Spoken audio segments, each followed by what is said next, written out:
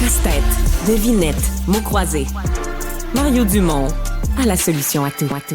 Sommet du G20 en Afrique du Sud, Alexandre, et la guerre commerciale lancée par Trump qui s'est invité sur place. Le premier ministre du Canada, Mark Carney, qui a été interpellé d'ailleurs hier là-dessus sur l'état des négociations avec le président américain, avec son administration. Plus précisément, ce qu'on lui a demandé, c'est est-ce qu'il a parlé récemment à son homologue américain? Et là, tout de suite, Mark Carney a refusé de répondre, a semblé même agacé par la question. C'est pas de bon augure. Non. Ce que je comprends, c'est que l'angle qu'il prend, c'est qu'il n'y a plus trop de temps. Il diversifie tellement nos exportations, il rencontre tellement de gens partout sur Terre, là. Il y a moins de temps pour M. Trump. C'est ça que j'ai le sous-entendu. Mm-hmm. D'ailleurs, la relation avec l'Inde, là, ça se confirme qu'elle va se réchauffer. Voilà, ça fait partie de tout ça. Après des années de froid, on se souviendra, sous M. Trudeau, c'était vraiment pas évident. Et là, ils étaient au sommet du G20. Mark Carney, son homologue indien, ils ont partagé tous les deux leurs intentions de développer un partenariat économique. C'est une deuxième rencontre entre les deux depuis l'élection de M. Carney. En juin dernier, les deux hommes ont eu un tête-à-tête au sommet du G7 à Kananaskis, en Alberta, dans la foulée de ce meurtre d'un concitoyen canadien d'origine sikh. C'était en 2023. C'est juste qu'avec la dérive on s'intéresse à d'autres partenaires que les États-Unis, mais avec la dérive des continents à 1/4 d'un centimètre par année, ça va prendre du temps avant qu'on ait d'autres voisins. Oui, non, c'est ça. Faut pas miser sur le rapprochement. Pour les plaques tectoniques, là, ça peut pas être ça, notre stratégie commerciale. On est pognés voisins des États-Unis pour encore quelques années. Là. C'est ça.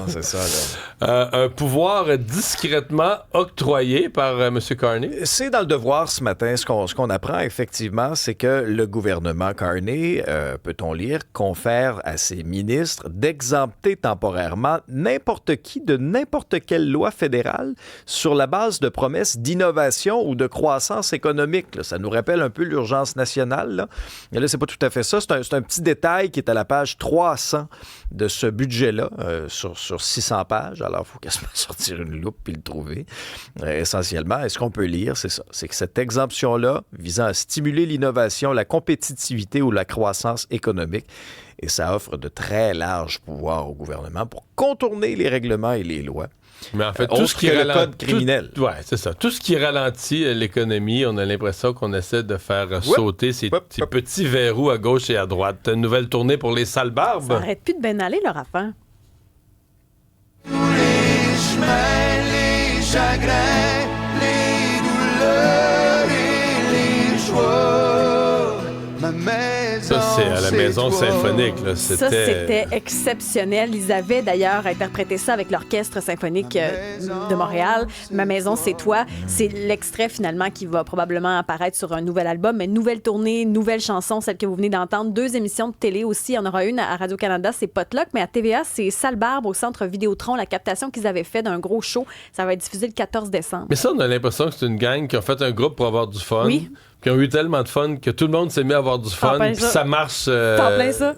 Ils s'attendaient pas. Au départ, c'était une gang de chums qui avaient envie de triper ensemble. Ils s'attendaient pas du tout à ce qu'il y ait un tel succès. Là. Les salles sont pleines. C'est difficile de les avoir en entrevue. C'est toujours complet dès qu'ils annoncent des nouvelles dates. Là, il y en a des nouvelles dates d'annoncer à partir de 2026 partout. Là. L'Assomption, Drummondville, Saint-Eustache. Les billets sont déjà en vente. Je vous l'ai dit, le mois de novembre, les annonces se font là. Ça donne l'impression que les cadeaux de Noël pourraient... Ah oui, des billets de spectacle oui, ça en dessous de l'arbre. Puis on évite Amazon.